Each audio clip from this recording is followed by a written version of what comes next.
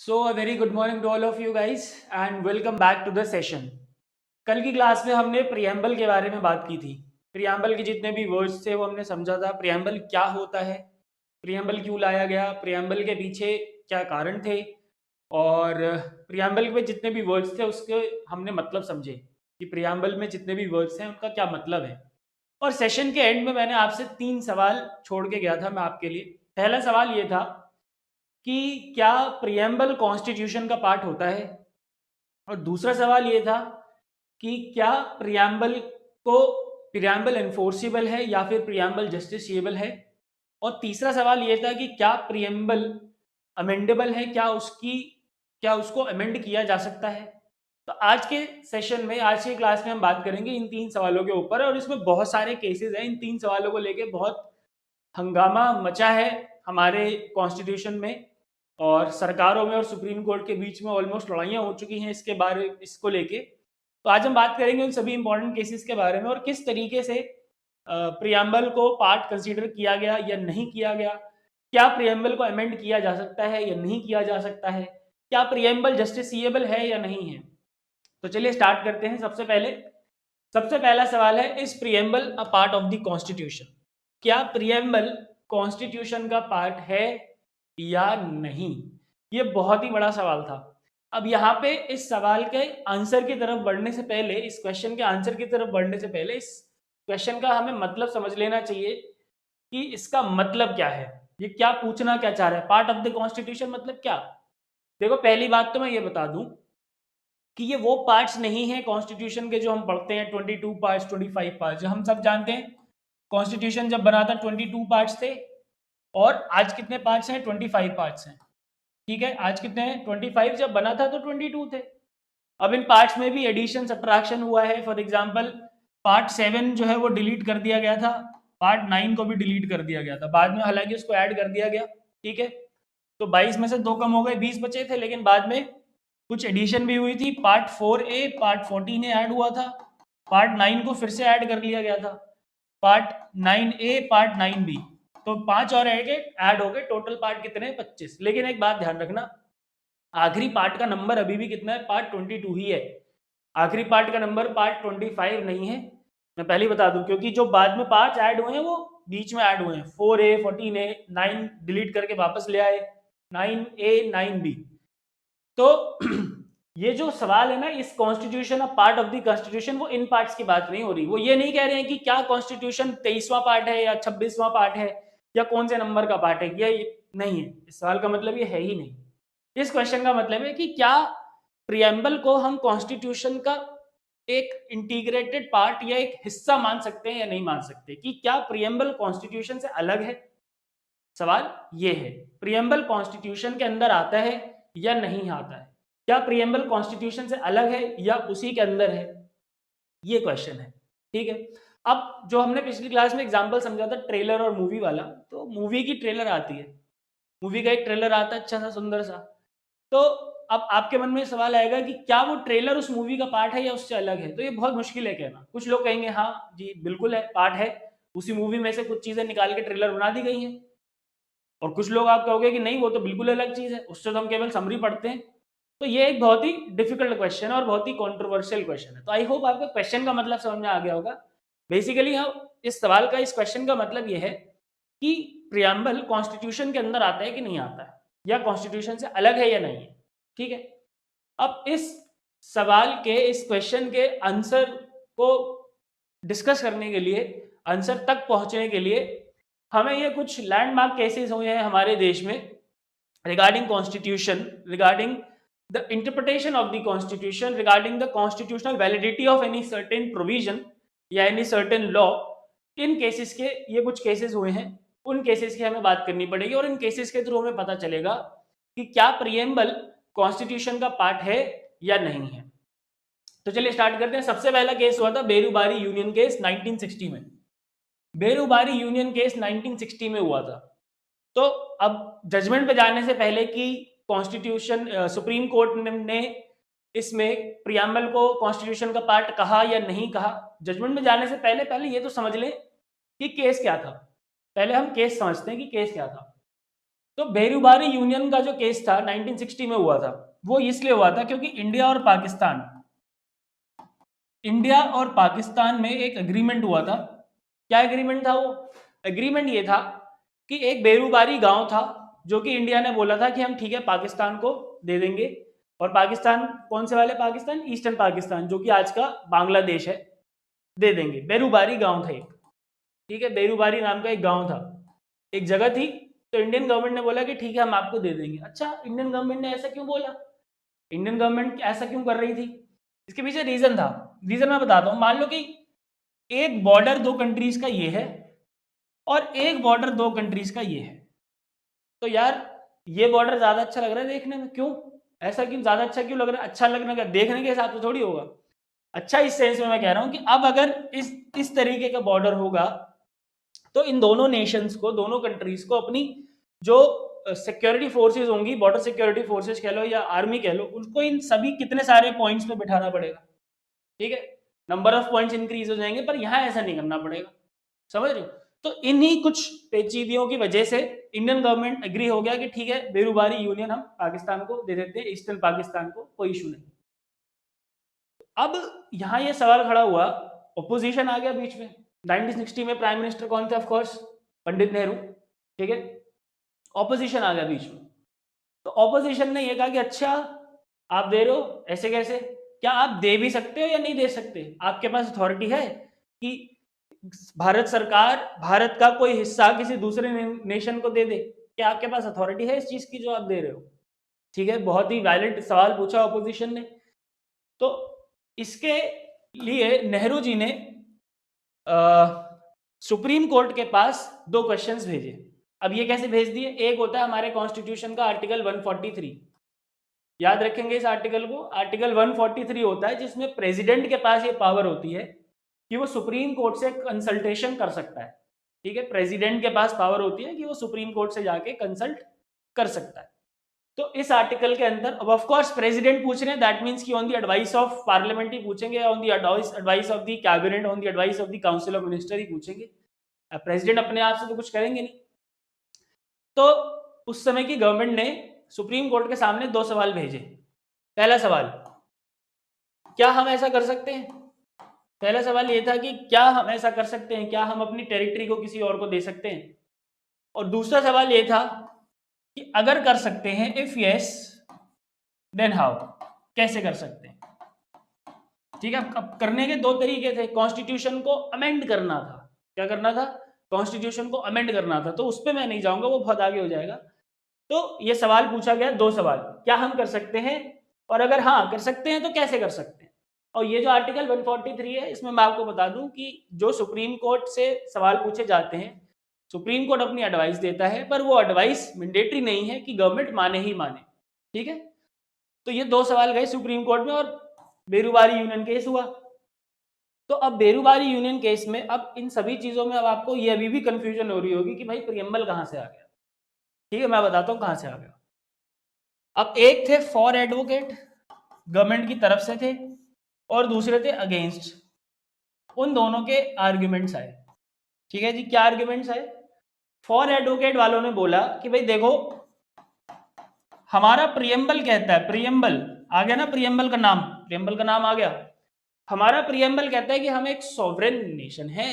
और सॉवरेन का मतलब मैंने आपको बताया था पिछली क्लास में क्या होता है, कि बहुत सारे मतलब होते हैं, जिसमें से एक मतलब क्या था कि इंडिया किसी भी फॉरेन टेरिटरी को अक्वायर कर सकता है और अपना टेरिटरी किसी दूसरे नेशन को उसको फेवर करते हुए दे सकता है, ठीक है। तो फॉर एडवोकेट ने ये आर्ग्यूमेंट कर दिया कि देखो प्रियम्बल दे रहा है हमें ताकत, हम तो सॉवरेन है, हम कुछ भी कर सकते हैं, अपना कोई भी पार्ट हम दे सकते हैं और किसी का कोई भी पार्ट अक्वायर कर सकते हैं।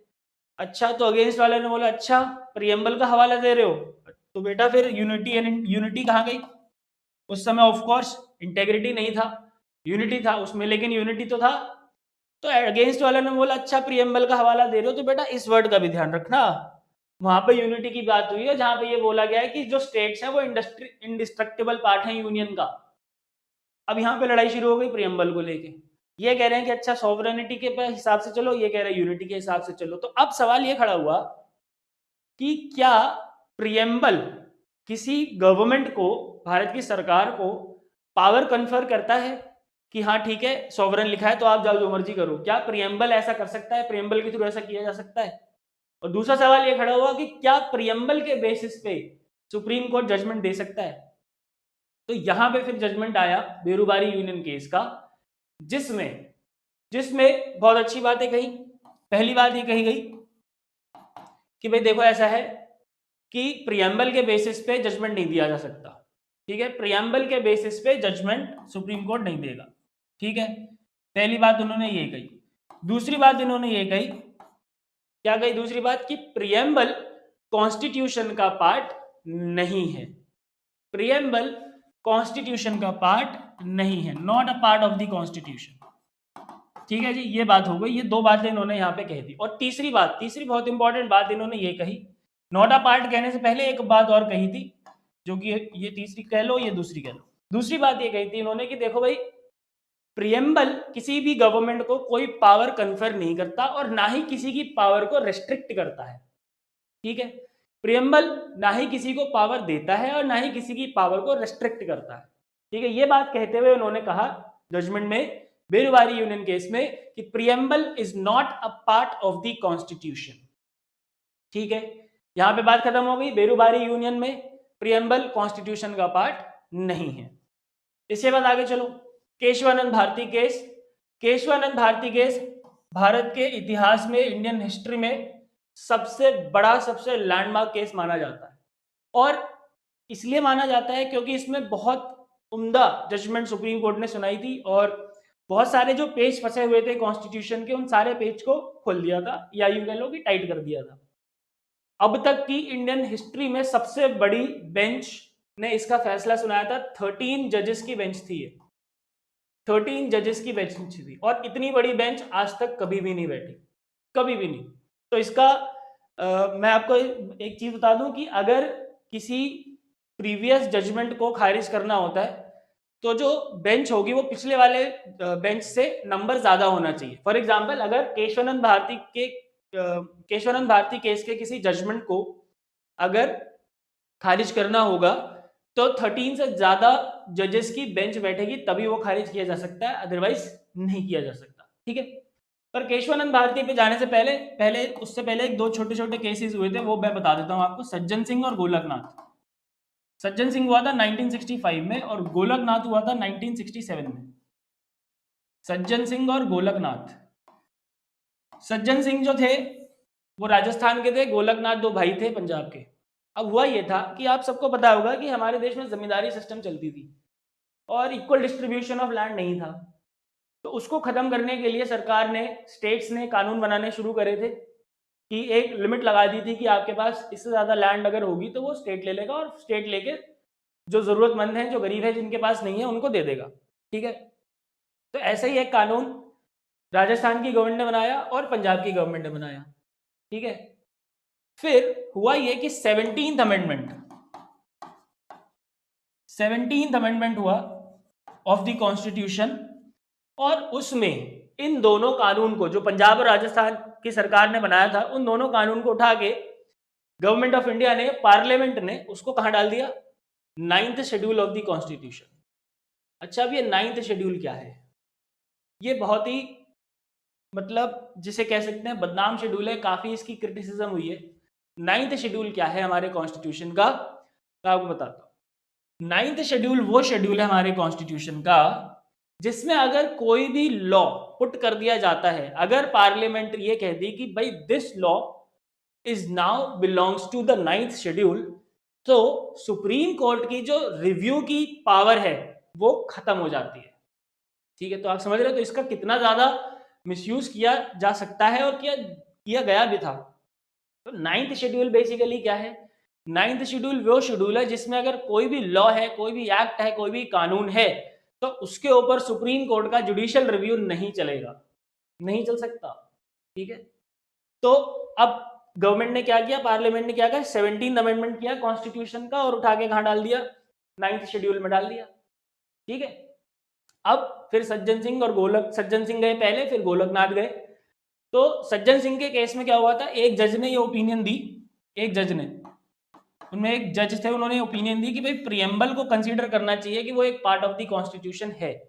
ठीक है, प्रियम्बल को कंसीडर करना चाहिए कि वो एक part of the constitution, and same goes with the Golaknath case. वहां पे भी जजों ने ये ओपिनियन दिया कि yes, preamble should be considered a part of the constitution. जो बेरुबारी यूनियन का केस था, वहां पे हमें कुछ रीथिंक करने की जरूरत है। अब यहाँ पे मैं एक चीज बहुत इंपॉर्टेंट बता दूं आपको, पीएस, और वो ये कि इन दोनों ही केसेस में ओपिनियन था, जजमेंट नहीं था। यहाँ पे क्या था, सिर्फ ओपिनियन था। इन्होंने बोला कि हाँ ठीक है, we should rethink now on the Berubari union judgment, कि हमें प्रियम्बल को कॉन्स्टिट्यूशन का पार्ट कंसिडर करना चाहिए। तो अगर आपसे कोई पूछेगा कि अब तक 1960 गोलकनाथ केस हुआ था 1967 में, 1967 तक क्या प्रियम्बल कॉन्स्टिट्यूशन का पार्ट था, तो आप कहोगे नहीं। क्यों? क्योंकि गोलकनाथ केस में केवल ओपिनियन था, जजमेंट नहीं था। ठीक है, तो आई होप ये क्लियर है। सज्जन सिंह, एक जज ने ओपिनियन दी, सेम गोलकनाथ केस में जजेस ने बोला कि ठीक है यार, एक बार रीथिंक करने में कोई नुकसान नहीं है, तो रीथिंक कर सकते हैं, बट ये जजमेंट का पार्ट नहीं था। मैं आपको फिर बता दूं, ध्यान रखना। ठीक है, इसके बाद आ जाओ केशवानंद भारती केस पे। तो सबसे पहले तो समझ लेंगे केशवानंद भारती केस था क्या। केशवानंद भारती केरला में एक मठ के चीफ थे। केशवानंद भारती कौन थे? एक केरला में मठ था जिसके चीफ थे। अभी इनकी हाल ही में 2020 में डेथ हुई है, और 24 अप्रैल 24 अप्रैल 1973 के पवित्र दिन पे, सेक्रेट डे पे इसका जजमेंट आया था। ठीक है, और हमारे कॉन्स्टिट्यूशनल हिस्ट्री में, हमारे देश की हिस्ट्री में सबसे ज्यादा बड़ा कोई लैंडमार्क केस माना जाता है। अगर आपसे बोले कि सबसे बड़ा केस कौन सा है, सबसे लैंडमार्क केस कौन सा है, तो आप इसका नाम ले सकते हो, केशवानंद भारती केस। 13 जजों की बेंच थी, 7-6 के मेजोरिटी से इसका जजमेंट आया था। तो केशवानंद भारती केस क्या था? केरला के एक मठ थे केशवानंद भारती। तो केरला की गवर्नमेंट ने एक लॉ बनाया। केरला की गवर्नमेंट ने अगेन एक लैंड रिफॉर्म एक्ट पास किया, लैंड रिफॉर्म एक्ट पास कर दिया। ठीक है, और उसमें बोला कि भाई एक जमीन की होल्डिंग पे लिमिट लगा दी। तो उससे केशवानंद भारती का जो मठ था, उसकी जमीनों पे खतरा आ गया, उसकी जमीन जाने वाली थी। ठीक है, और 29th अमेंडमेंट करके गवर्नमेंट ने, पार्लियामेंट ने 29th अमेंडमेंट करके पार्लियामेंट ने इस लैंड रिफॉर्म एक्ट को, जो केरला गवर्नमेंट का था, उसको कहां पे डाल दिया, उठा के 9th शेड्यूल में, 9th शेड्यूल में डाल दिया। तो फिर वही बात हो गई कि अब 9th शेड्यूल में डाल दिया तो जुडिशियल रिव्यू खत्म। अब केशवानंद भारती सुप्रीम कोर्ट में जाके रिव्यू पिटीशन डालते भी तो वो पॉसिबल ही नहीं था, क्योंकि भाई अब 9th शेड्यूल में है वो कानून। ठीक है, तो नानी पालखी वाला, मैंने आपको पिछली क्लास में बताया था नानी पालखी वाला के बारे में, बहुत ही एमिनेंट ज्यूरिस्ट थे। नानी पालखी वाला ने केशवानंद भारती को कहा ठीक है, मैं तुम्हें तुम्हारी जमीनें दिलाऊंगा, चिंता मत करो। ठीक है, ऑल दो केशवानंद भारती केस हार गए थे, जो जमीन उनकी थी उनको नहीं मिली थी, बट फिर भी इसको एक बहुत बड़ा केस माना जाता है। क्यों माना जाता है, आगे बात करते हैं। तो नानी पालकी वाला ने बोला कि ठीक है भाई, मैं तुम्हारा केस देखूंगा, जाओ सुप्रीम कोर्ट में केस फाइल करो। तो केस क्या फाइल हुआ? 9th शेड्यूल में तो रिव्यू था ही नहीं, केस क्या फाइल हुआ? फिर केस ये फाइल हुआ कि क्या पार्लियामेंट के पास ये पावर है कि वो कोई भी लॉ उठा के 9th शेड्यूल में डाल सकता है? और दूसरा सवाल, क्या पार्लियामेंट के पास ये पावर है कि वो कॉन्स्टिट्यूशन के किसी भी पार्ट को अमेंड कर सकता है? ये सवाल उठा। ठीक है जी, तो जब ये सवाल उठा तो इस पे केस हुआ, बहुत लंबा केस चला, फिर जजमेंट आया। जजमेंट में ये बात उठी कि आप, पार्लियामेंट जो है वो किसी भी कॉन्स्टिट्यूशन के पार्ट को अमेंड कर सकती है। इन्होंने कह दिया हाँ ठीक है, करो अमेंड, कोई दिक्कत नहीं है, कॉन्स्टिट्यूशन के किसी भी पार्ट को तुम अमेंड करना चाहते हो करो। और दूसरी बात, इन्होंने बोला आप प्रियम्बल को भी अमेंड कर सकते हो, कोई दिक्कत नहीं है, प्रियम्बल को भी अमेंड कर सकते हो। ठीक है, लेकिन इन्होंने यहां लेकिन लगा दिया बहुत बड़ा, जो ये बट था ये बहुत बड़ा था, और इस बट के चक्कर में सरकारों की बैंड बज गई। ये बट क्या था? बट इन्होंने बोला कि आप अमेंडमेंट तो कर दोगे, लेकिन basic structure of the constitution के साथ कोई खिलवाड़ नहीं होना चाहिए। Basic structure of the constitution के साथ कोई खिलवाड़ नहीं होना चाहिए। ठीक है, तो बेसिक स्ट्रक्चर का मतलब, तो फिर सरकार ने कहा अच्छा बेसिक स्ट्रक्चर क्या होता है जी, बेसिक स्ट्रक्चर कौन बताएगा हमें? तो इन्होंने बोला सुप्रीम कोर्ट ने, कोई बात नहीं, रिलैक्स, हम बताएंगे बेसिक स्ट्रक्चर क्या होता है। जैसे जैसे हमारे सामने केसेस आएंगे हम तुम्हें बताते जाएंगे कि ये बेसिक स्ट्रक्चर है, इसको तुम अमेंड नहीं कर सकते। ठीक है, ओके, बात खत्म हो गई। और यहां इन्होंने बोल दिया कि भाई देखो, preamble preamble is a part of the constitution. Preamble जो है वो कॉन्स्टिट्यूशन का पार्ट है। क्यों बोल दिया उन्होंने ऐसा? इनको क्या पड़ी थी प्रियम्बल की? प्रियम्बल कहाँ से आ गया बीच में? क्योंकि ये सवाल इनसे पूछा गया कि क्या प्रियम्बल का पार्ट है, प्रियम्बल को भी अमेंड कर सकते हैं। तो इन्होंने बोला कि भाई देखो, अमेंडेबिलिटी का ऐसा है, अमेंडेबिलिटी होने के लिए पार्ट तो होना जरूरी है। वो अमेंडेबिलिटी में हम आगे बात करेंगे। तो यहाँ पे ये सवाल उठा कि क्या प्रियम्बल कॉन्स्टिट्यूशन का पार्ट है, क्योंकि बेरूबारी यूनियन ने तो मना कर दिया था। बेरूबारी यूनियन केस में सुप्रीम कोर्ट मना कर चुका था। तो यहाँ पे अगेन सवाल उठा कि क्या प्रियम्बल भी कॉन्स्टिट्यूशन का पार्ट है? तो उन्होंने कहा हाँ है। सुप्रीम कोर्ट ने कहा हाँ है। क्यों? आर्ग्यूमेंट क्या दिया? आर्ग्यूमेंट उन्होंने ये दिया कि जैसे कॉन्स्टिट्यूशन के सारे प्रोविजंस एक मत के साथ पास हुए थे, उसी तरीके से प्रियम्बल भी एक मत के साथ पास हुआ था। तो अब ये उसी प्रोसीजर से अडॉप्ट हुआ है, जो जिससे कि सारे प्रोविजंस अडॉप्ट हुए हैं। तो yes, it is a part of the constitution. ठीक है, तो यहां पे डिक्लेयर हो गया कि preamble is a part of the constitution. अब आपसे अगर कोई पूछे कि प्रियम्बल कॉन्स्टिट्यूशन का पार्ट बना तो कब बना, तो आप क्या कहोगे? केशवानंद भारती केस 1973 का जब जजमेंट आया, और ये जजमेंट का पार्ट था। सज्जन सिंह और गोलकनाथ में क्या हुआ था? वो बिल्कुल ओपिनियन था सिर्फ, लेकिन यहाँ पे क्या हुआ था? जजमेंट का पार्ट था। क्लियर है? तो अभी तक हमने क्या क्या चीजें पढ़ ली है। सबसे पहले बेरूबारी यूनियन केस में सुप्रीम कोर्ट ने कहा preamble is not a part of the constitution. अच्छा, इन केसेस के बारे में हम आगे भी पढ़ेंगे। ऐसा नहीं है कि ये केसेस हमने आज पढ़ लिए खत्म, ऐसा नहीं है। ये केसेस आगे भी कई जगहों पे आएंगे। दूसरा, फिर सज्जन सिंह और गोलकनाथ में बात उठी प्रियम्बल की, वहां पे बोला गया, वहां पे सिर्फ ओपिनियन दिया गया, it was not a part of the judgment. Alright, then Kesavananda Bharati case में सुप्रीम कोर्ट ने कह दिया कि okay, yes, preamble is the part of the constitution. Okay, इसके बाद अगला केस हुआ एसआर बोमई केस। अच्छा, इसमें 9 जजेस की बेंच थी। 9 जजेस की बेंच थी इसमें। तो अब ये बात तो तुम्हें क्लियर हो गई होगी अभी तक में कि ये 9 जजेस की बेंच थी। That means Kesavananda Bharati case का जो भी जजमेंट था उसको ये खारिज नहीं कर सकता था, क्योंकि मैंने अभी आपको बताया कि अगर किसी प्रीवियस जजमेंट को खारिज करना है तो जो अगली बेंच बनेगी वो पिछले वाले से बड़ी होगी। केशवानंद भारती की कितनी थी? 13। ये कितनी थी? 9।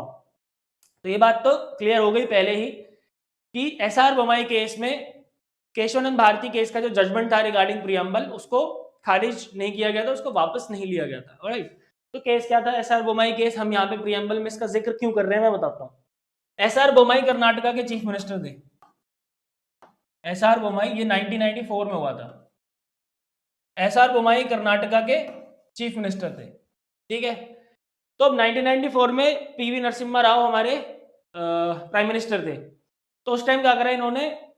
आर्टिकल 356, द मोस्ट बदनाम आर्टिकल ऑफ आवर कॉन्स्टिट्यूशन, सबसे ज्यादा बदनाम आर्टिकल है हमारे कॉन्स्टिट्यूशन का, आर्टिकल 356। देखो, डरो मत इतने सारे आर्टिकल से। जब हम धीरे धीरे कॉन्स्टिट्यूशन पे आगे बढ़ेंगे तो ये सारे आर्टिकल्स आपस में कनेक्ट हो जाएंगे और कॉन्स्टिट्यूशन काफी अच्छे से समझ में आने लगेगा। Don't worry. आर्टिकल 356 क्या है? Presidential rule. न्यूज वगैरह तो देखते हो कि जम्मू कश्मीर में अभी प्रेसिडेंशियल रूल लगा हुआ है।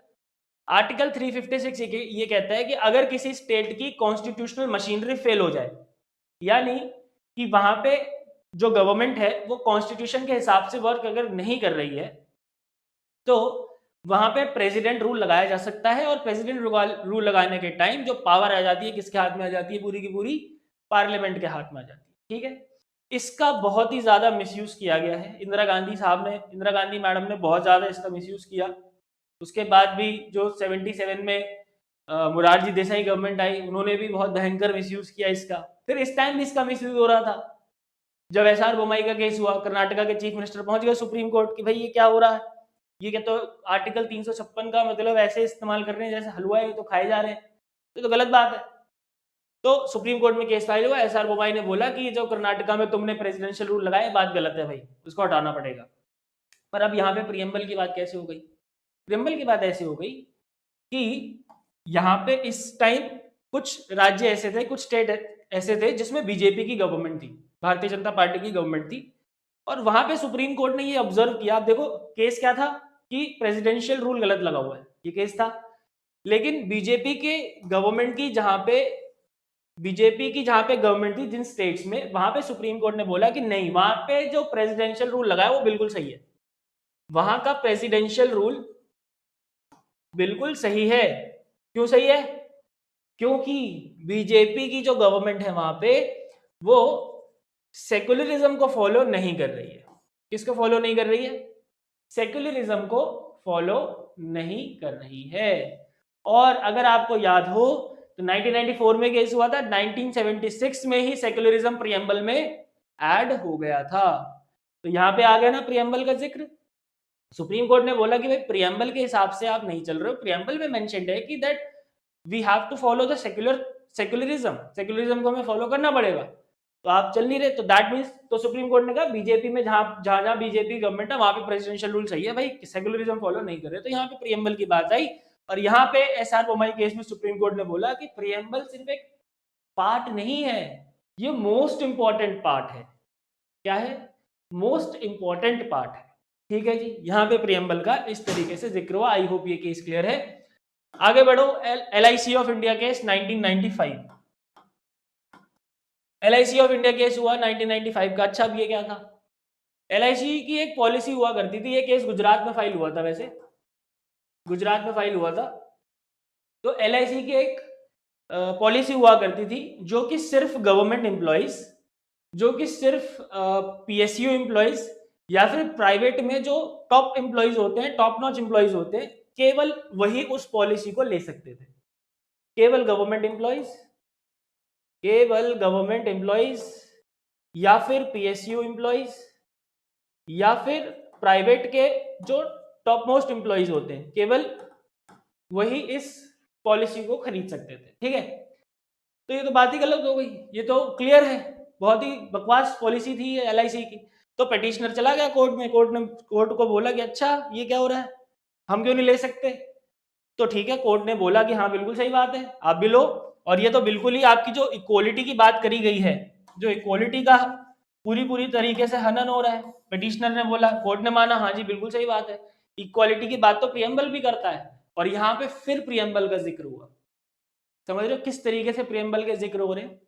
यहाँ पे फिर प्रियम्बल का जिक्र हुआ और कोर्ट ने बोला कि yes, preamble is the most important part of the constitution. अच्छा, मोस्ट इंपॉर्टेंट पार्ट बोला, क्यों चेंज क्यों नहीं कर सकते थे वो? क्योंकि LIC ऑफ इंडिया केस में जो बेंच थी वो केवल 2 ही जजेस की थी। बाद में सुप्रीम कोर्ट में भी गया था, पहले गुजरात में फाइल हुआ था, केवल 2 जजेस की बेंच थी। तो ऑफ कोर्स 2 जजेस की बेंच 13 जजेस के बेंच का जो फैसला है, जजमेंट है, उसको पलट नहीं सकता। ठीक है, तो LIC ऑफ इंडिया के केस में भी सुप्रीम कोर्ट ने कहा कि हाँ जी बिल्कुल सही बात है, मोस्ट इंपॉर्टेंट पार्ट है ऑफ द कॉन्स्टिट्यूशन का। तो आज की सिचुएशन में अगर हम आपसे पूछे कि क्या प्रियम्बल कॉन्स्टिट्यूशन का पार्ट है, तो आप क्या कहोगे? हाँ जी है। किस केस में डिक्लेयर हुआ था? केशवानंद भारती केस में डिक्लेयर हुआ था। अच्छा, कौन सा ऐसा केस था जिसमें सुप्रीम कोर्ट ने मना कर दिया था कि ये पार्ट नहीं है? Berubari union case. इसके अलावा जो भी है वो सभी कैसे थे? ओपिनियनेटेड केसेस थे। LIC ऑफ इंडिया केस में ओपिनियन ही था, मोस्ट इंपॉर्टेंट पार्ट बोला। SR बोमई में भी बोला most important part. Sajjan Singh Golaknath most important part. Remember in cases का नाम मैं दोबारा से फिर से लेता रहूंगा आगे, जब हम आगे बढ़ेंगे। Fundamental rights, DPSP, fundamental duties, हर जगह इनका, और स्पेशली केशवानंद भारती केस का जिक्र तो कई जगहों पे आएगा। ठीक है, तो अभी तक की बात ये हो गई कि preamble is a part of the constitution as declared through the Keshwanand Bharti case by the Honorable Supreme Court of India. All right, अब आ जाओ अगले सवाल की तरफ। क्या प्रियम्बल अमेंडेबल है या नहीं? प्रियम्बल को अमेंड कर सकते हैं या नहीं, इसकी बात कर लेते हैं। ये ज्यादा डिफिकल्ट नहीं है। अगर आपको अभी तक की चीजें, अभी तक के केसेस समझ में आ गए हैं तो फिर ये समझना कोई मुश्किल बात नहीं है।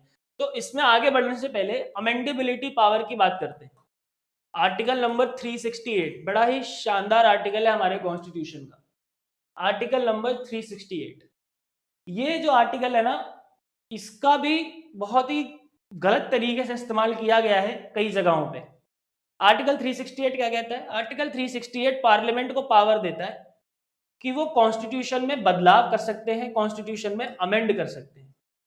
अच्छा, ऐसा इसलिए किया गया था क्योंकि हम सब जानते हैं हमारा कॉन्स्टिट्यूशन जो है वो रिजिड तो है ही, साथ ही साथ फ्लेक्सिबल भी है। ऐसा इसलिए किया गया था क्योंकि हमारे कॉन्स्टिट्यूशन मेकर्स थे, उनका दिमाग बहुत तेज था। उनको पता था कि जैसे जैसे सोसाइटी डेवलप होगी वैसे वैसे उस सोसाइटी की नीड्स जो है वो चेंज होंगी, और उन नीड्स के हिसाब से हमें कॉन्स्टिट्यूशन को चेंज करना पड़ेगा, कॉन्स्टिट्यूशन को इवॉल्व होना पड़ेगा। इसलिए ये पावर रखी गई थी कि पार्लियामेंट के पास पावर है कि वो कॉन्स्टिट्यूशन को अमेंड कर सकते हैं, और दो तरीके से अमेंड कर सकते हैं, एक होता है स्पेशल, एक होता है मेजॉरिटी, और दूसरी होती है स्पेशल मेजॉरिटी। अच्छा, मेजॉरिटी भी यहाँ पे नॉर्मल मेजॉरिटी नहीं है, ये जो मेजॉरिटी है यहाँ पे नॉर्मल मेजॉरिटी नहीं है, 2/3 मेजॉरिटी चाहिए इसमें, पार्लियामेंट की 2/3 मेजॉरिटी चाहिए। अब इसके अलावा देखो कई और तरीके की मेजॉरिटी भी होती है, उसके बारे में हम बात करेंगे तब जब हम आर्टिकल 368 को डिटेल में पढ़ेंगे। फिलहाल मैं आपको इतना बताना चाह रहा हूँ कि पार्लियामेंट के पास अमेंडेबिलिटी की पावर होती है under article 368 of the constitution of India, जिसमें एक तो मेजॉरिटी होती है जिसमें 2/3 majority of both the houses of the parliament चाहिए होता है, लोकसभा का भी राज्यसभा का भी, दोनों का।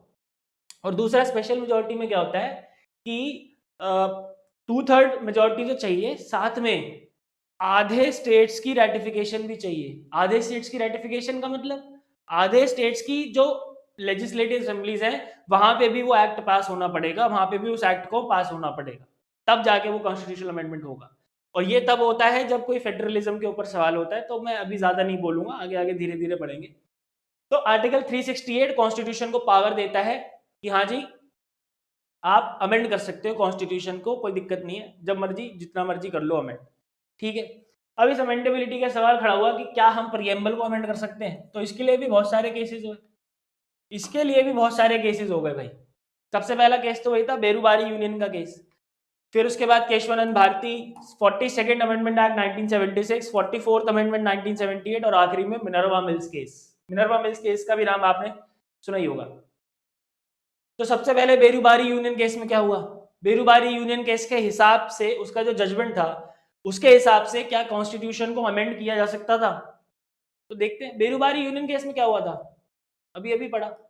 Preamble is not a part of the constitution, preamble constitution का पार्ट ही नहीं है, ठीक है। अब प्रियम्बल अगर कॉन्स्टिट्यूशन का पार्ट नहीं है तो क्या आप उसको अमेंड कर सकते हो, ये तो बहुत ही बेसिक सी बात हो गई ना भाई। अगर कॉन्स्टिट्यूशन का पार्ट ही नहीं है प्रियम्बल, तो आर्टिकल 368 जो कि आपको कॉन्स्टिट्यूशन को अमेंड करने की पावर देता है, तो फिर आप किसी ऐसी चीज को अमेंड तो कर ही नहीं सकते जो कॉन्स्टिट्यूशन का पार्ट ही नहीं बोल रहे आप, समझ रहे हो। तो भाई no, preamble can not be amended, ठीक है। यहाँ पे ये बात हो गई, प्रियम्बल को अमेंड नहीं किया जा सकता क्योंकि पार्टी नहीं है, जब पार्ट नहीं होगा तो अमेंड कैसे करोगे, ठीक है। I hope this thing is clear now. Kesavananda Bharati case, यहाँ पे आ जाओ। केशवानंद भारती केस में क्या हुआ, मैंने बताया था आपको अभी केशवानंद भारती केस में क्या हुआ था।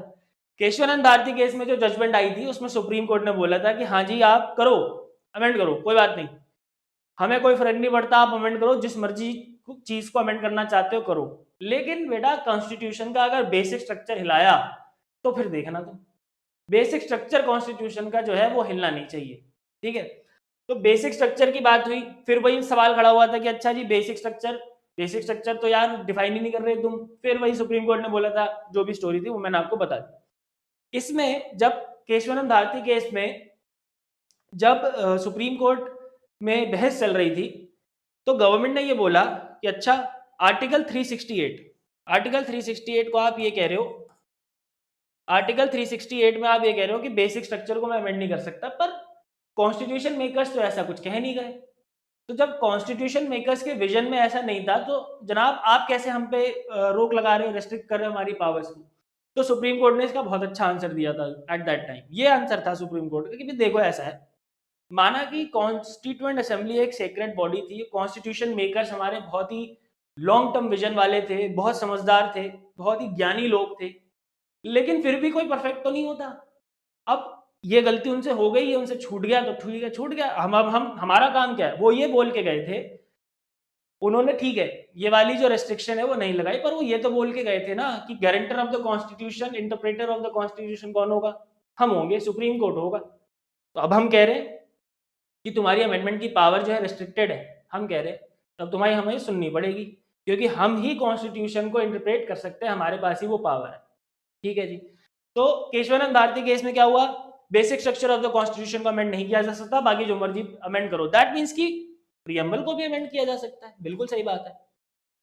जब वो कह रहे हैं कि सब चीज को अमेंड करो और preamble is a part of the constitution, क्योंकि केशवानंद भारती केस में जजमेंट आ चुकी थी कि प्रियम्बल कॉन्स्टिट्यूशन का पार्ट है, तो अगर प्रियम्बल कॉन्स्टिट्यूशन का पार्ट है जजमेंट ये कह रहा है कि सब चीजों को अमेंड किया जा सकता है, तो प्रियम्बल को भी किया जा सकता है, लेकिन वही बात है कि बेसिक स्ट्रक्चर को अमेंड आप नहीं कर सकते। ठीक है, तो यहां तक क्या हुआ, प्रियम्बल को अमेंड किया जा सकता है। ऑल राइट, तो यहाँ पे नहीं था, यहाँ पे हो गया कि हाँ ठीक है अमेंड करो, पर बेसिक स्ट्रक्चर मत हिलाना। अब प्रियम्बल के अंदर भी कुछ वर्ड्स ऐसे हैं जो कि हमारे बेसिक स्ट्रक्चर का पार्ट है। सेक्युलर हो गया, डेमोक्रेटिक हो गया, रिपब्लिक हो गया, ऑलमोस्ट सारे वर्ड्स जो है ना आज के डेट में वो प्रियम्बल के बेसिक स्ट्रक्चर में आते हैं। उसकी बात हम आगे करेंगे। आगे बढ़ते हैं। 42nd amendment act of 1976, mini constitution भी बोला जाता है इसको। इसको बोला जाता है मिनी कॉन्स्टिट्यूशन। अच्छा, इमरजेंसी लगी हुई थी हमारे देश में, ठीक है जी, इमरजेंसी लगी हुई थी, आर्टिकल 352 इमरजेंसी लगी हुई थी। इस इमरजेंसी के दौरान कांग्रेस पार्टी ने कमेटी बनाई under the chairpersonship of mister Swaran Singh. Swaran Singh की चेयरमैनशिप के अंदर एक कमेटी बनाई। ठीक है, उस कमेटी को यह बोला गया कि भाई कॉन्स्टिट्यूशन में क्या क्या चेंजेस करने हैं, बताओ क्या क्या हमें सरकार के फेवर में है, वो सारे चेंजेस हम कर देंगे इस समय। और इस समय इतने अमेंडमेंट्स हुए थे भाई साहब, लगातार इतने अमेंडमेंट्स हुए थे कि पूछो मत, क्योंकि इंदिरा गांधी के पास पूरी सुप्रीम पावर आ चुकी थी, तो उन्होंने दुनिया जहान के अमेंडमेंट कर दिए थे और कॉन्स्टिट्यूशन का बिल्कुल जो है चेहरा बदल दिया था। और आज की क्लास में हम बात करेंगे केवल दो चीजों के बारे में। पहला, इन्होंने आर्टिकल 368 में जाके ये लिखवा दिया।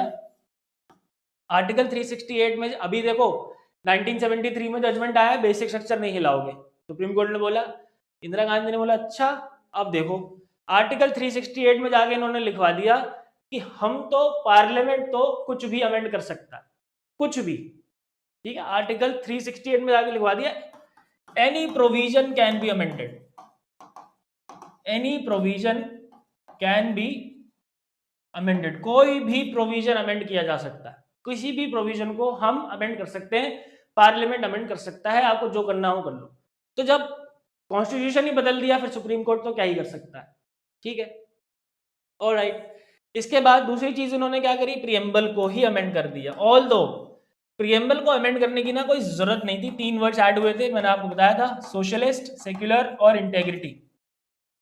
सोशलिस्ट, सेक्युलर और इंटेग्रिटी, तीन वर्ड्स ऐड किए गए थे। ठीक है, सोशलिस्ट, अच्छा लोग कहते हैं कि सोशलिस्ट वर्ड इसलिए ऐड किया गया था क्योंकि कम्युनिस्टों की कुछ जो खेप थी वो बढ़ रही थी हमारे देश में, तो इसलिए इंदिरा गांधी ने उनका मुंह बंद कराने के लिए कि बेटा देखो ऐसा है, हमारा देश सोशलिस्ट है, अपना मुंह बंद रखना, तो सोशलिस्ट वर्ड ऐड करा दिया।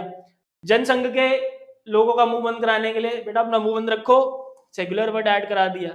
उस समय हमारे देश में कुछ सेपरेटिस्ट मूवमेंट चल रहे थे, उनका मुंह बंद कराने के लिए अच्छा बोला ओहो सेपरेटिस्ट, ये लो इंटेग्रिटी। तो ये बेसिकली एक पॉलिटिकल मूव था और इसका कोई कॉन्स्टिट्यूशनल सिग्निफिकेंस है नहीं बहुत ज्यादा, क्योंकि हमने पढ़ा पिछली क्लास में सोशलिस्ट पर ऑलरेडी कॉन्स्टिट्यूशन जो प्रियम्बल था उसके एसेंस में था, सेक्युलर ऑलरेडी एसेंस में था, liberty of faith, belief and worship, socialist भी था, equality of status end of opportunity, और इंटेग्रिटी तो यूनिटी तो बात हो ही गई थी, तो इंटेग्रिटी ऐड करने से कुछ खास सिग्निफिकेंस था नहीं। लेकिन फिर भी इंदिरा गांधी ने ऐड किया कि सुप्रीम कोर्ट को बताया कि देखो तुम तो बात कर रहे थे छोटी मोटी बातों की, हमने तो प्रियम्बल को अमेंड करके दिखाया, अब बताओ तुम क्या कर लोगे। ठीक है, तो ये था 42nd अमेंडमेंट एक्ट 1976, जिसमें बहुत ही दो बड़े चेंजेस किए गए बाय द गवर्नमेंट। आर्टिकल 368 में लिखवा दिया गया कोई भी प्रोविजन हम पार्लियामेंट जो है अमेंड कर सकता है, कोई कंट्रोल नहीं है, और प्रियम्बल को भी अमेंड कर दिया। और ये जो मैंने आपको बात बताई ये कही हुई बातें हैं और किताबों में कुछ लिखी है, obviously these things can not be documented, ये चीज़ों को डॉक्यूमेंट नहीं किया जा सकता जो भी पॉलिटिकल मूव होता है। अभी फिलहाल हम बात कर रहे हैं कॉन्स्टिट्यूशन की, तो हम उसी पे रहते हैं। अब आप 44th अमेंडमेंट एक्ट 1978, तो इससे पहले 1977 में आई होप आप सबको पता होगा इंदिरा गांधी की सरकार गिरी और जनता पार्टी की सरकार बनी। जनता पार्टी कौन थे, छोटे छोटे समूह का एक ग्रुप था, छोटे छोटे ग्रुप्स का एक बड़ा ग्रुप था, that was known as Janata party. तो सभी के अंदर एक कंसेंसस बना कि ओके मुरारजी देसाई जो कि बहुत टाइम से तरस रहे थे प्रधानमंत्री बनने के लिए, नेहरू जी मरे, तो उसके बाद मुरारजी देसाई को लगा कि भाई मैं तो प्राइम मिनिस्टर हूँ ही, मेरे को कोई रोक ही नहीं सकता, बट नहीं बनाया गया, उनको लाल बहादुर शास्त्री को बना दिया गया। तो उस समय के कामराज थे, उन्होंने बहुत बड़ा रोल प्ले किया था इसमें। K Kamaraj was the president of National Congress INC that time, right. उसके बाद जब फिर लाल बहादुर शास्त्री की डेथ हुई तब तो उनको लगा कि अरे बेटा अब तो मेरे को कोई रोक ही नहीं सकता, अब तो बनेगा ही कौन, उस समय फिर इंदिरा गांधी को बना दिया प्राइम मिनिस्टर, के कामराज ने अगेन वंस अगेन, जिनको किंग मेकर भी कहा जाता है, हमारे देश के किंग मेकर कहा जाता है के कामराज को। अब 1977 में सारे जनता पार्टी के लोगों ने बोला कि ठीक है यार बना दो इसको, बहुत टाइम से तरस रहा है, अपने जीवन के आखिरी पलों में प्राइम मिनिस्टर बन जाएंगे, कोई दिक्कत नहीं। ठीक है, मोरारजी देसाई की गवर्नमेंट आ गई। मोरारजी देसाई की गवर्नमेंट ने ये डिसाइड किया कि बेटा 42nd अमेंडमेंट एक्ट 1976 जो तुमने किया है ना, सारे प्रोविजन हम बदलेंगे, सारे प्रोविजन हम बदल लेंगे। लेकिन ये सपना उनका पूरा नहीं हो पाया। अच्छा, क्यों नहीं हो पाया? कुछ लोग लेकिन ये कहते हैं कि 44th अमेंडमेंट ने पूरा पलट दिया था 42nd अमेंडमेंट को, पर ऐसा था नहीं। मैं बताता हूँ क्यों। क्योंकि अभी हमने पढ़ा आर्टिकल 368 में क्या होता है, मेजॉरिटी चाहिए in both the houses of the parliament, two third majority चाहिए in both the houses, Lok Sabha as well as Rajya Sabha. भाई केंद्र में सरकार गिर गई थी 77 में, राज्यों में तो अभी भी कांग्रेस की थी, और राज्यसभा में जो रिप्रेजेंटेटिव्स आते हैं वो कहां से आते हैं, कौन चुन के भेजता है उनको? राज्य, स्टेट चुन के भेजते हैं। तो राज्यसभा में इस टाइम भी मेजॉरिटी किसके पास थी? कांग्रेस के पास थी। तो यहां पे फिर पेच फंस गया कि आप लोकसभा में तो ये अपने अमेंडमेंट एक्ट को पास करा लोगे, राज्यसभा में कैसे कराओगे भाई? तो इसके लिए जनता पार्टी ने कांग्रेस को बोला कि भाई साहब ये चीजें हैं, कुछ कुछ चीजों पे आप एग्री कर लो, कुछ कुछ चीजों पे ठीक है आपको एग्री नहीं करना, दैट इज फाइन। उनको उनमें आपस में नेगोशिएशंस हुए कि हाँ ठीक है हम इन चीजों पे एग्री करते हैं, इन चीजों पे हम नहीं करते। जैसे फॉर एग्जांपल लोकसभा का टेन्योर बढ़ा के 42nd अमेंडमेंट में 6 साल कर दिया गया था, इसमें वापस कर लिया फिर। ठीक है, तो कुछ चीजों पे कांग्रेस जो है वो एग्री हो गई थी, और वो जो जुडिशियल रिव्यू वाली पावर छीन ली गई थी सुप्रीम कोर्ट की, वो भी ऐड कर दी गई। मतलब इंदिरा गांधी जो भी चेंजेस इंदिरा गांधी को लगता था कि हाँ ठीक है करवा लो कोई बात नहीं, तो उन्होंने करवा दिए, लेकिन कुछ चेंजेस नहीं करवाए। जैसे कि आर्टिकल 368 में इन्होंने क्या लिखवा दिया था कि अब कोई भी प्रोविजन कॉन्स्टिट्यूशन का अमेंड किया जा सकता है, इसमें चेंज नहीं हुआ, इसमें चेंज नहीं हुआ। जो सबसे खराब चीज थी इसमें चेंज नहीं हुआ 44th अमेंडमेंट में अभी भी, यानी कि 1978 के एक्ट के बाद अभी भी ये चीज प्रोविजन जो था ये बना हुआ था कि भाई पार्लियामेंट कॉन्स्टिट्यूशन के किसी भी प्रोविजन को अमेंड कर सकता है। ठीक है, ये हुआ 44th अमेंडमेंट एक्ट 1978 में। 44th अमेंडमेंट पूरी तरीके से 42nd अमेंडमेंट के डिसीजंस को, प्रोविजंस को चेंज नहीं कर पाया था। क्यों नहीं कर पाया था मैंने आपको बता दिया। आगे बढ़ो, मिलर और मिल्स केस। तो नानी पालकी वाला के अंदर खुजली मच गई कि ऐसा कैसे हो रहा है।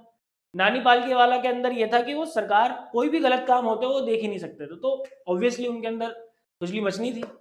अब मिनरवा मिल्स केस क्या था? मिनरवा मिल्स एक पब्लिक लिमिटेड कंपनी थी, पब्लिक लिमिटेड एक कंपनी थी मिनरवा मिल्स। इस पब्लिक लिमिटेड कंपनी को क्या किया गवर्नमेंट ने, एक नेशनलाइज कंपनी बना दिया। ठीक है जी, नेशनलाइज्ड कंपनी एक बना दिया, घोषित कर दिया, एक कानून बनाया और उसके तहत बोला कि भाई आज से आप नेशनलाइज कंपनी, जैसे बैंक्स का नेशनलाइजेशन हुआ था। और दूसरी चीज क्या करी कि इस नेशनलाइज्ड का जो नेशनलाइजेशन करने का जो लॉ था, जो नेशनलाइजेशन करने का लॉ था, उसको उठा के अभी भी कहाँ डाल दिया? 9th शेड्यूल में। कहाँ डाल दिया?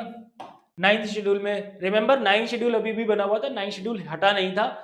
सिर्फ सुप्रीम कोर्ट ने यह बोला था कि आप बेसिक स्ट्रक्चर को अमेंड नहीं कर सकते हो, और उसके बाद 368 हटा में एडिशन करने के बाद, अमेंडमेंट करने के बाद इंदिरा गांधी ने कह दिया था कि भाई हम कुछ भी कर सकते हैं। ठीक है, तो यानी कि अभी सिचुएशन क्या है कि सरकार कुछ भी कर सकती है। ठीक है, तो नेशनलाइजेशन का लॉ 9th शेड्यूल में डाल दिया, तो भाई ठीक है, जुडिशियल रिव्यू नहीं हो सकता।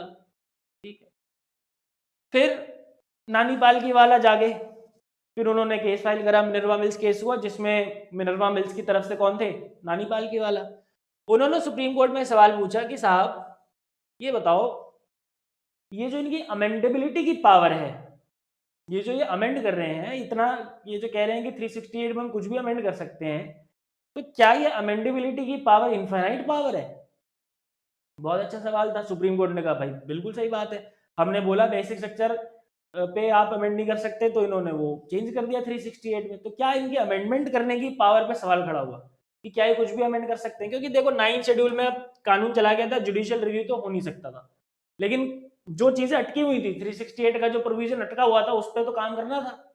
ठीक है, तो वही दोनों सवाल 368 और प्रियम्बल में जो अमेंड हुआ था, वो दोनों सवाल यहाँ पे खड़े हुए कि ये जो अमेंडमेंट करे जा रहे हैं, यहाँ पे भी अमेंडमेंट करके इसको इसमें डाल दिया, जितने अमेंडमेंट करे जा रहे हैं आए दिन, तो क्या ये अमेंडमेंट करने की जो पावर है इनकी इनफाइनाइट पावर है? तो यहाँ पे सुप्रीम कोर्ट ने बहुत अच्छी बात बोली। सुप्रीम कोर्ट ने बोला कि restricted amendment power of parliament restricted amendment power of parliament is the basic structure of the constitution is the basic structure of the constitution। यानी कि जो आर्टिकल 368 है वो बेसिक स्ट्रक्चर वाला थ्योरी फिर से फॉलो कराया, जो इन्होंने आर्टिकल 368 में लिखा था उसको हटा दिया और बोला कि रेस्ट्रिक्टेड अमेंडमेंट पावर जो है पार्लियामेंट की वो बेसिक स्ट्रक्चर है। तो अब तुम उस प्रोविजन में कोई चेंज नहीं कर सकते आज से, ठीक है जी। उस पोजीशन में, उस प्रोविजन में आर्टिकल 368 की जो रेस्ट्रिक्टेड पावर है उसमें आप आज से कोई चेंज नहीं करोगे, बिकॉज वो स्ट्रक्चर, वो basic structure of the constitution का पार्ट है, ठीक है। और प्रियम्बल के रिगार्डिंग जो सवाल था, प्रियम्बल के रिगार्डिंग जो सवाल खड़ा हुआ था उसमें भी केशवानंद भारती केस का हवाला लेते हुए सुप्रीम कोर्ट ने बोला कि जो 3 वर्ड्स ऐड हुए हैं, सोशलिस्ट, सेक्युलर और इंटेग्रिटी, इन तीनों वर्ड से कॉन्स्टिट्यूशन के बेसिक स्ट्रक्चर से कोई उसमें नुकसान नहीं होता है, तो ठीक है बने रहने दो, क्या दिक्कत है, ठीक है। ये सुप्रीम कोर्ट का टेक था, सुप्रीम कोर्ट की जजमेंट में आया, ठीक है। तो अब सवाल ये है, मिनर्वा मिल्स केस हो गया, conclusion and the present status. अब सवाल ये है, कंक्लूजन पे पहुंचने से पहले एक चीज कि क्या प्रीएम्बल अमेंड किया जा सकता है? हाँ जी किया जा सकता है, बिल्कुल किया जा सकता है, कोई दिक्कत नहीं है, लेकिन बेसिक स्ट्रक्चर जो है वो अमेंड नहीं होगा। अभी भी आज की जो सिचुएशन है वो यही है कि प्रीएम्बल को यस अमेंड किया जा सकता है, पूरे के पूरे कॉन्स्टिट्यूशन को अमेंड किया जा सकता है, बट उसका बेसिक स्ट्रक्चर जो है आप नहीं छेड़ सकते। कौन? पार्लियामेंट, ठीक है। और जो रेस्ट्रिक्टेड अमेंडमेंट पावर है ऑफ द पार्लियामेंट वो भी basic structure of the constitution का, मतलब आप उसमें भी कोई चेंजेस नहीं कर सकते। ऑलराइट, तो प्रीएम्बल को अमेंड किया जा सकता है। आई होप आपको आंसर आपका मिल गया है। अच्छा, अमेंड किया जा सकता है तो क्या क्या क्या उसमें से कुछ हटाया जा सकता है? तो लेट्स सी। अमेंडमेंट 2 तरीके का होता है, अमेंडमेंट 2 तरीके का होता है। एक होता है कुछ ऐड कर दो उसमें, एक होता है कुछ ऐड कर दो, और एक होता है कुछ रिमूव कर दो, ठीक है। कुछ ऐड कर दो, कुछ रिमूव कर दो। ऐड कुछ भी कर सकते हैं, जैसे सोशलिस्ट, सेक्युलर, इंटेग्रिटी ऐड कर दिया। अब लिबर्टी ऑफ थॉट एक्सप्रेशन है, लेकिन हमारे पास लिबर्टी ऑफ फ्री मूवमेंट भी है, वो ऐड करा जा सकता है। और भी फेडरलिज्म हमारे कॉन्स्टिट्यूशन का एक बेसिक स्ट्रक्चर है, वो ऐड किया जा सकता है, वो हमारे प्रीएम्बल में नहीं है। तो ऐसे कई चीजें हैं जो अभी भी ऐड की जा सकती हैं, दैट मीन्स कि प्रीएम्बल को अमेंड किया जा सकता है। रिमूवल करते वक्त हमें ध्यान रखना पड़ेगा कि कोई बेसिक स्ट्रक्चर ना हिल रहा हो। अब प्रीएम्बल के most of the words are already in the basic structure. Supreme court ने कई केसेस में बोला है कि भाई ये बेसिक स्ट्रक्चर है, सोशलिस्ट हो गया, सेक्युलर हो गया, डेमोक्रेटिक हो गया, रिपब्लिक हो गया, सॉवरेन हो गया, ये सभी के सभी बेसिक स्ट्रक्चर का पार्ट बन चुके हैं, ठीक है ऑलरेडी। तो जो पार्ट बेसिक स्ट्रक्चर नहीं है, बहुत ही कम शब्द बचे हैं, जैसे पॉलिटिकल इक्वलिटी, ठीक है। तो ये सारी चीजें हैं जो कि हटाई जा सकती हैं, बट इनको भी हटाने का कोई सेंस है नहीं। ऑलराइट, तो ये था कॉन्स्टिट्यूशन की अमेंडेबिलिटी पावर। अब एक सवाल अभी भी बचा हुआ है एनफोर्सेबिलिटी का, वो ज्यादा बड़ा नहीं है, उसमें हम ज्यादा डीप में नहीं जाएंगे। एनफोर्सेबिलिटी कह लो या जस्टिसिएबिलिटी कह लो, एक ही बात है। एनफोर्सेबिलिटी कह लो या फिर जस्टिसिएबिलिटी कह लो।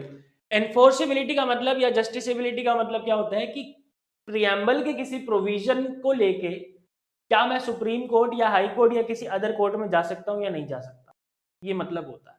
जैसे फंडामेंटल राइट्स में आपने थोड़ा बहुत अगर पढ़ा हो, अगर नहीं भी पढ़ा है तो कोई बात नहीं, मैं बता देता हूं आपको कि फंडामेंटल राइट्स का अगर आपका वायलेशन हो रहा है तो you can move directly to the supreme court and can file a writ. एक रिट पिटीशन वहां पे फाइल की जा सकती है कि भाई देखो हमारे फंडामेंटल राइट्स की वायलेशन चल रही है सरेआम। But DPSP, directive principles of state policy में ऐसा नहीं है, वो जस्टिसिएबल अपने नेचर में नहीं है, ठीक है। उसी तरीके से प्रीएम्बल भी जस्टिसिएबल नहीं है, यानी कि आप सुप्रीम कोर्ट, अगर मान लो कि आपकी फ्रेटर्निटी वर्ड से रिलेटेड कोई इशू हुआ, तो आप सुप्रीम कोर्ट जाके ये नहीं कह दोगे कि साहब देखो प्रीएम्बल में लिखा हुआ था फ्रेटर्निटी, ये मान नहीं रहा मेरी बात, तो ये बात गलत हो जाएगी। क्यों गलत हो जाएगी? क्योंकि प्रीएम्बल इज नॉट जस्टिसिएबल। तो सुप्रीम कोर्ट बोलेगा कि साहब देखो मैं इसमें आपकी कोई मदद नहीं कर पाऊंगा, या हाई कोर्ट बोलेगा कि मैं आपकी कोई मदद नहीं कर पाऊंगा। आपको अगर आना है तो किसी और मुद्दे को लेके आओ, बेसिक स्ट्रक्चर को लेके आओ, फिर देखो मैं कैसे इनकी खड़िया खड़ी करूंगा, ठीक है। या फंडामेंटल राइट जो भी जस्टिसिएबल पार्ट है कॉन्स्टिट्यूशन का, उसको लेके आओ। तो हम देख लेंगे कि क्या है मुद्दा। लेकिन फिलहाल प्रियम्बल जो है आपका जस्टिसेबल नहीं है साहब, तो आप प्लीज जा सकते हैं, आपकी पिटीशन खारिज की जाती है। ठीक है, तो प्रियम्बल एनफोर्सेबल या जस्टिसेबल नहीं होता। ऑलराइट, तो गाइस आज के कंक्लूजन और प्रेजेंट स्टेटस की बात कर लें तो क्या फाइनल क्या कंक्लूजन है। पहला फाइनल कंक्लूजन है कॉन्स्टिट्यूशन का पार्ट, क्या प्रियम्बल कॉन्स्टिट्यूशन का पार्ट है या नहीं। बेरुबारी यूनियन केस में मना कर दिया था, सज्जन सिंह गोलकनाथ ने ओपिनियन दी थी कि होना चाहिए, केशवानंद भारती केस में अग्री कर लिए थे कि हाँ ठीक है भाई होना ही चाहिए। ठीक है, और जजमेंट में सुना दिया गया था कि केशवानंद भारती केस में कि that preamble is a part of the constitution. दूसरा सवाल, क्या प्रियम्बल में अमेंडमेंट की जा सकती है। बेरुबारी यूनियन में जब पार्ट ही नहीं था तो अमेंडमेंट कैसे होता। केशवानंद भारती में सुप्रीम कोर्ट ने बोला कि हाँ पार्ट है और अमेंडमेंट भी कर सकते हैं, लेकिन बेसिक स्ट्रक्चर को नहीं हिलाएंगे। फिर 42nd अमेंडमेंट में आर्टिकल 368 आया, अमेंडमेंट हुआ प्रियम्बल का। 44th में 368 वापस नहीं हो पाया जो चेंज हुए थे। मिनर्वा मिल्स केस में सुप्रीम कोर्ट ने बोला कि यस, जो 368 है रिस्ट्रिक्टेड पावर है, वो भी बेसिक स्ट्रक्चर है, तो उसमें अब से कोई चेंज नहीं होगा। ठीक है, और प्रियम्बल को हाँ अमेंड किया जा सकता है, पर बेसिक स्ट्रक्चर उसका आप नहीं हिलाओगे। और प्रियम्बल की जो अमेंडमेंट हुई है अब तक उसमें कोई दिक्कत नहीं है, वो बेसिक स्ट्रक्चर को बिल्कुल भी डिस्टर्ब नहीं करता है। तीसरा सवाल enforceability, yes preamble is not enforceable, preamble enforceable नहीं है। अगर प्रियम्बल से रिलेटेड आप किसी भी मुद्दे को लेकर सुप्रीम कोर्ट या हाई कोर्ट में जाओगे तो वहां पे वो एक्सेप्ट नहीं होगा, because preamble is not justiciable in nature. So I hope guys in तीनों सवालों का जवाब आपको आज के सेशन में मिल गया है, और इन तीनों से रिलेटेड, इन तीनों चीजों से रिलेटेड कई क्वेश्चंस एग्जाम में आ चुके हैं जिसको हम डिस्कस करेंगे आगे। आज के सेशन में इतना ही। अगले हफ्ते हम बात करेंगे फंडामेंटल राइट्स की, तो फंडामेंटल राइट्स के दौरान हम इन केसेस का जिक्र दोबारा से करेंगे। तो आई होप कि आपको ये सारे के सारे केसेस क्लियर है। Thank you so much for watching, goodbye, take care and God bless.